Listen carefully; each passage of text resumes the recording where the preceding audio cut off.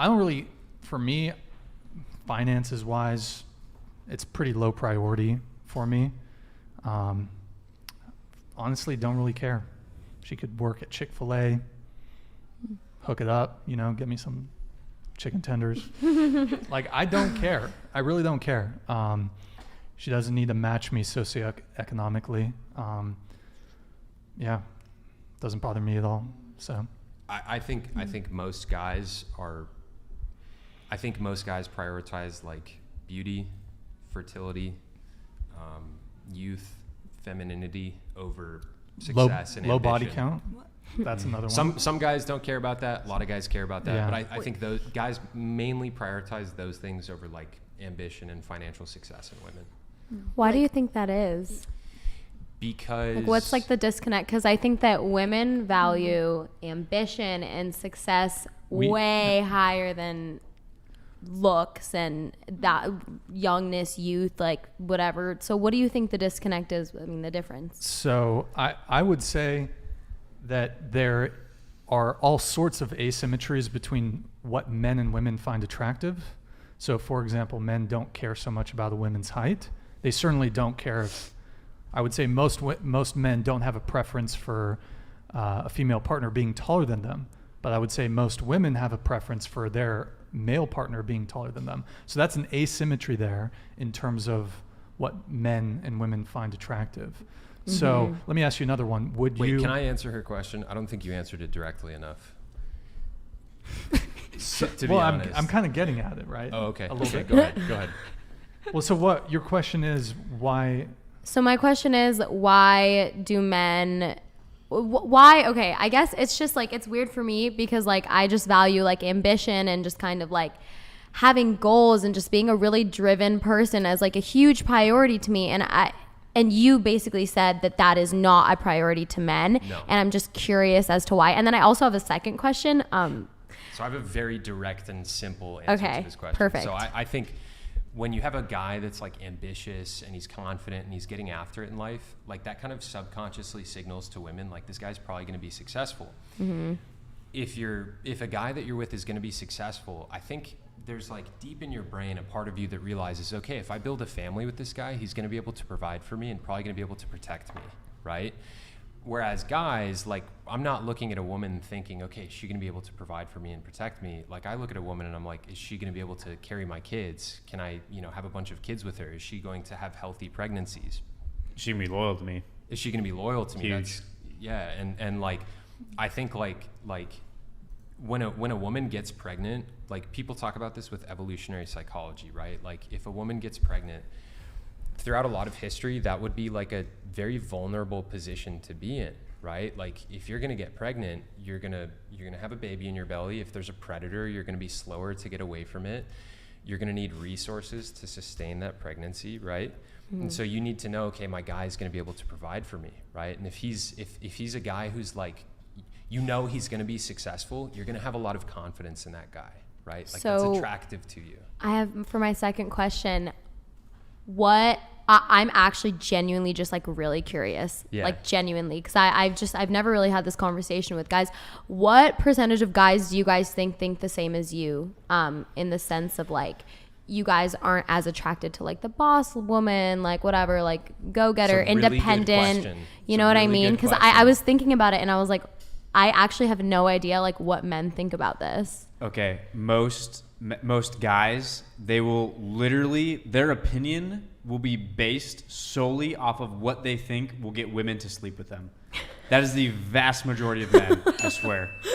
That is it. So as far as like men's opinions, say what you're saying exactly. Guys. Men. So I'm not talking about like hooking up, and I'm talking about like in a relationship with a woman that you want to get married to. What is the predominant thinking with men? Like, what do men think? Like, what does the majority of men think about like a woman that's like, independent, makes her own money, doesn't really think about like, the man being the... Well, as far as finances go, it's very low priority. Of course, we don't want a woman who's got like $300,000 of debt, but we really don't It's youth, care. It's youth and fertility. Biologically speaking, Low body almost count. all dudes. Low body count is very Fertility, important for a lot youth. of guys too. But youth and fertility, like this, Femininity. This is Yep. why. This is why like tits and ass are so huge to guys, right? Like it's such a big priority for guys because Not fake ones though. yeah, not True. true. Like so many guys are attracted to a girl with, I think, in my opinion, so many guys are attracted to women with big boobs and big butts because it signals fertility, right? And like I think it's Small not something- boob. Solidarity. It's not something we like consciously think about. Like it's just our biology. Like when we see a woman with those things, we just like our body knows, okay, she can make kids for us. And I think we're like hardwired for that, you know? Same thing with women, like in like tall jack dudes. You know what I mean? It's the same thing. And that's not to say obviously that guys don't like women without big boobs or a big butt, but it's just like just our biological programming. And I think most guys, probably 90% plus of dudes, like they look at a woman's youth and her beauty and like that's what they immediately judge. And the financial success, ambition, that comes second. Comes after. Morals, Comes after. I'd say I definitely say that like men will look at morals as well, along Okay. with femininity and beauty, fertility. And for sure. I think like as you guys are mostly 20, Mm-hmm. right? Yeah. Like I think as you guys get into your mid 20s and stuff, like right now you're probably looking at dudes and you like the confident, energetic, like tall, handsome guys. But as you guys get into your mid 20s, you're probably going to really place a premium on like, okay, is this guy going somewhere in life? Because if you see a guy who's going somewhere in life, that's going to be very attractive to you guys. I have a question for you. You say that like you're attracted to like youth and femininity. Do you think that means that like after your wife turns like 35, like you're not going to be attracted to her anymore because she's not going to be considered young and feminine? That's a good question. So I think for a lot of guys, that's the case. I was telling them last time, this is a pattern that I've noticed with the older dudes at my gym who are all divorced. Like they a lot of these guys, like they started, you know, they married women that they started having sex with very quickly, and then once they got into their late 30s and into their 40s, they realized there's nothing really there beyond the physical attraction, and a lot of these dudes got divorced. For me, like, yeah, I want a wife who I'm physically attracted to, but like I want a wife who I have a really deep connection to, because I want to be cracking jokes with her on my porch when we're in our 70s, you know? Like I want to be talking about like books and movies and stuff like that. And I think a lot of people get into relationships where it's just purely based on the physical attraction, and that fizzles out after you're out of your 30s for a lot of people, you know? And so for a lot of guys, that's the case. But I think if you carefully pick your partner, you know, And it have a won't be strong the case. connection with them, then Yeah. like the attractiveness wouldn't matter when you are 35. Because also like we both men and women age, right?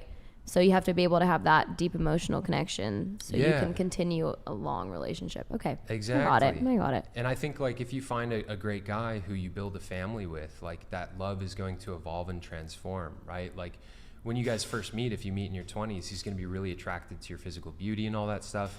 But if you guys have kids together and you guys grow with one another, that love is going to transform from just being physical attraction into like, you guys have built a life with one another. You care about each other as individuals, and like you guys have raised kids into human being adults, you know, together. And like that's where you can build a lot more love off of. And I think that's what sustains people over the long run, you know? I think though too that a lot of guys, you know, that would say be in their early like to mid 30s or so, they would, you know, try to look for a woman that's in her, you know, it's like, you know, 23 to like 26 or so, just because they've had more time to build themselves up, like as a man, get more resources, get more income, all that stuff, and then have like some of this, you know, younger and like more beautiful. Because I mean, there's no shortage of women that are like 35-year-old like wine drinking dog moms, you know, that just like hate everybody and say like, you know, absolute all men are just this, that way and the other, just because they've like warded off every single man, and then their beauty's kind of fading, versus somebody that's, you know, younger and, you know, more fertile.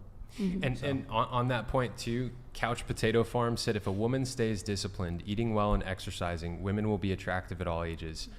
That is like such an important point. There are like so many women out there. Angry. There's so many women out there who take like really good care of themselves. They eat the right foods. They stay on top of their exercise, and they are hot into their like 40s and 50s. And there's also I mean, a lot a of women. MILF, you could call them. Oh yeah. I grew up in San Diego. There's a ton of those. It just speaks, I mean, for you know, both genders, is like if you treat yourself like shit and you're just out just drinking fucking seltzers and like that's your hobby and just going out partying, all that stuff, you're gonna age way quicker than somebody who actually eats clean, takes care of their health, exercises. Like that goes for both men and women, like no doubt. I have a follow-up question. If fertility is so important, would you not pursue someone who you click with on any other level or on every other level if they're infertile? Not because of their actions or drugs or alcohol, but they were born infertile. Would you not pursue them because of that? It's a good question. Well, Jess. if you, I guess it depends. If you want kids, that's probably a pretty big deal breaker. So it's just a non-starter if you want kids. But if a guy is open to not having kids, then so that's actually probably a good thing. But can't you have kids in other ways? no.